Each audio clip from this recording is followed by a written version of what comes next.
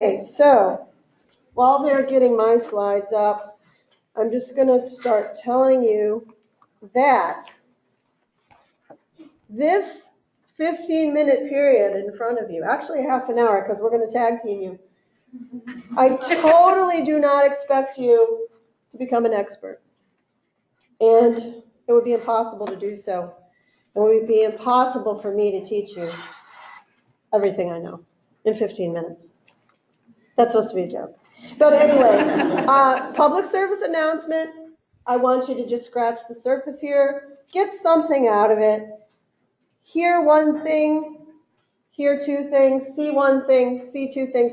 Don't worry if these slides go past you and make you dizzy. Just try and come away with something that you want to ask me a question about when we're drinking a beer later or something like that. So think about it that way. Buttons. Which one should work? They should work. Okay. Oh my God. Okay, so that's my commercial. I'm a land surveyor. I came out of geography, and I've always been kind of a wild gal. I make my living as a surveyor and a continuing education provider, and I want you guys to contact me anytime.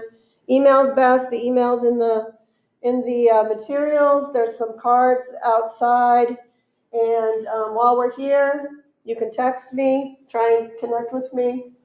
But what I'm going to talk about, I'm going to use an actual project that I've been working on to illustrate some of these examples that I want to give you. And this example is Split Oak Forest. It is in Orange and Osceola County. It is currently has a target on its back by the Central Florida Expressway Authority that is proposing the Osceola Parkway extension to go through it, which we thought was impossible based on the protections that are on this piece of property. So a group of concerned citizens have gotten together. It's called Friends of Split Oak Forest. They're on Facebook and have a website. You'll hear more about them as we talk. But we're trying to save this place that we thought was protected, basically. And that's how I got involved. I wrote some of the original conservation easements on this property back in the 90s when it was created. And I got a little bit mad when I heard that there was going to be a road going through. So that's the lay of the land. There's the county line. We've got some players here. We've got Orange County, Osceola County, the Expressway Authority. We've got Deseret Ranch, the big private property owner. Well, if you could call him private property owner, but a big property owner out to the east that, is where the development's moving, and that's what's driving this road out in that direction. Oh, one more thing I should say on that slide. As you can see the other conservation lands and parklands that are in this vicinity. We have Moss Park and other preserves, but Split Oak Forest is the name of this specific property here. So first thing is, you all are probably dabbling in property research from time to time and looking at maps. You probably understand this better than you think you do. But this is a typical property appraiser's website that you would go on to try and find the property information. So you'll see things like this. You'll see these really abbreviated property descriptions, which aren't a lot of help. So what I want to teach you to do is drill down here into some of these sales transactions that are listed on pretty much all of the property appraisers' websites, and they'll get you to these funny numbers that you probably don't think you care about, but you really do care about because they're the official record book and pages of the documents that really tell you what's going on. So in this example, you can go to official record book 1180, page 90, and find the deed for this piece of property that will tell you all kinds of things, like that it is a warranty deed, the date that it was executed, who the parties are, and then just one quick thing, grantor, grantee, that confuses a lot of people, but the grantor is it's like a tag on a present, to and from and to. So the grantor is who the property's coming from, the grantee is who the property's going to. So the grantor does it to the grantee, they give them the property. You want to look at it like that, so sometimes you got to get that straight. What you'll see in a deed is a couple things that'll stand out at you. One is they're going to refer you to which property they're talking about. There's usually a property description that's referred to in an exhibit, and that could be either a description of platted lands or rectangular lands or meets and bounds. And so I'm skipping ahead to like what's usually the last page of the document where they have the exhibits, Exhibit A. And this is what the legal description for this part of Osceola County looks like. And it's an old subdivision that looks like this. And it's ugly, and that doesn't look like much, but that's actually the legal document that is referred to. And this is, if you know rectangular lands, that's a full section of land, Section 3 there, that's been subdivided into these old lots that probably were attempting to sell swampland in Florida at one point. Anyway, there's your Exhibit A. Now, you got to keep reading. You know, reading's kind of important. And, well, look here, what do we have? So there's these other words that tell us things, and we have to read these. So this refers us to covenants and restrictions in another document, which, you know, this is like a treasure hunt. You start with one document, you read the document, you get another clue, and then you're on with the breadcrumbs and you're following them. So it's almost, you're going to be doing a little sleuthing if you try and follow these. And then one of this document, I just want to teach you how to skim. Does everybody know how to skim? So read the first paragraph of something and read the last paragraph of something, and you'll have a pretty good idea that there's something that goes on in between. But anyways, this is the grant award agreement. It's multiple pages. It shows you who signed it. There's a bunch of whereases and wherefores and how-tos, and I've got all the pages here of this document. But you're going to have to cut to the chase and find the main things about any one of these particular documents. And because time is so short, I'm not going to get into super details because I want to get through all the slides. But this basically says that this project was funded, and there are strings attached with the funding, and you can do certain things and you can't do certain things. And you can't build on this property. It's pretty clear. So that's what all that says. Now, the trick is, well, you get the who, what, when, where, why, and in these deeds, the order usually is more like what, when, who, why, where, and whereas, but exactly what did the parties agree upon? And exactly what weasel words did they give themselves to get out of what they agreed upon? And this one jumps out. I mean, we get excited, we see these documents, and we go, something's protected forever. Oh, warms our heart, it's beautiful. But don't skip these paragraphs. This agreement may be amended at any time. And it goes on from there. So I just want to let you know that the grant award agreement, which is what this is, might not be the only document. You may have interagency agreements. You might have governing documents that are referred to. You may have mitigation and management plans. You may have regulatory agent permitting conditions, which is a lot of where the conservation easements come in from. Those could be state or federal. And then I would love to get, oh, hi, Mary. Hey, Val. I saw you there, too.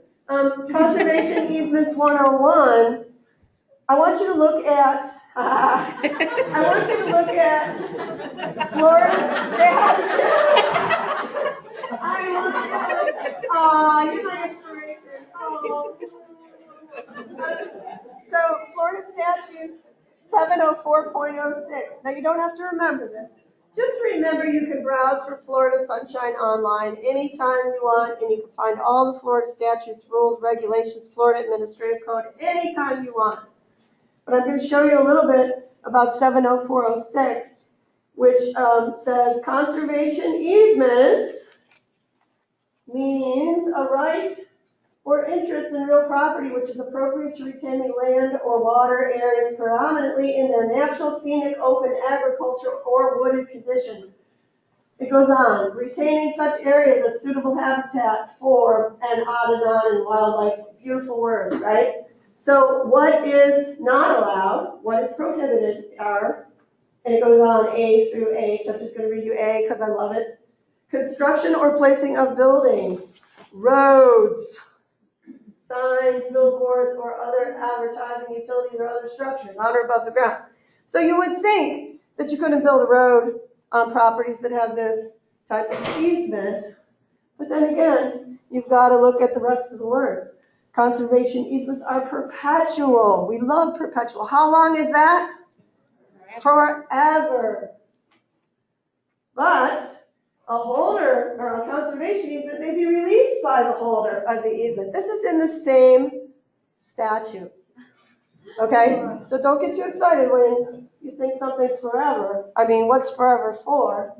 But nothing in this section. Okay, so here we go. I want you to be aware of the term linear facilities. It's being thrown around a lot. It's being used as justification for how we can have roads built through conservation areas and other things too, utilities, power lines, pipelines. I mean, these things are coming up every day now where we're going through conservation easements. Well, there's weasel words in the statutes, so we've got to get used to it. Also, I want you to be aware of the agencies that created these restrictions. On our project, this project I'm using as an example, Florida Communities Trust is the agency. This was acquired under Preservation 2000 rules in the 1990s, and that's kind of morphed into Florida Forever. So it's important to look up the rules and regulations that are pertinent to these programs. Sometimes rules and regulations may be non-existent or antiquated, or they've been superseded, or they're not specific enough. There's usually some sort of default that the agencies will go back to, and it's important to find out what those rules and regulations are and which agencies you might have to coordinate with if you're trying to work through a project of this nature. There's a lot of issues, and how are we doing on time? Are you going to give me the... You have 3 minutes. Okay. So Florida Administrative Code 62818 is an important one to look at. That is the Florida Forever program, rules and regulations, and trying to break or get releases on those restrictions, those deed restrictions that were placed on these properties. These are the processes that are going to come into play. And these are actually pretty strict. So we're hoping on the Split Oak property that this creates such a high bar that maybe somebody will give up and just decide to put the road around it instead of having to go through these very difficult processes. Conservation easements, what I want to show you is on our Osceola County piece, nothing is simple. It's just a quilt of various different easements. There isn't just one blanket over this property that protects it with conservation easements. There are many patches in this quilt.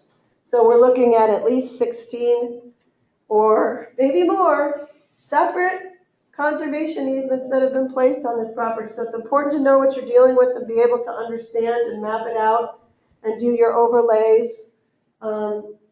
You're going to need title search. These are not things that are going to pop out to you readily by the public records. You might see any number of different agencies involved in these conservation easements. These are just some example language things that I wanted to point out to you, like this conservation easement, which shall run with the land. That means it goes with the land. It's connected to the land. It doesn't change if somebody buys or sells. It runs with the land. And it's binding upon the grantors, its successors, and the signs, and remain in full force and effect forever. We got forever again. So think of it this way. Think of it in layers. We've got the various different layers of protection. They all have their own individual aspects to them. I'm going to turn it over to Leslie here in a second. But I was reading your mind that you had a question. Somebody has a question. Can we do a longer session sometime and get into more depth? Because I didn't leave much room for questions, but 1 minute maybe?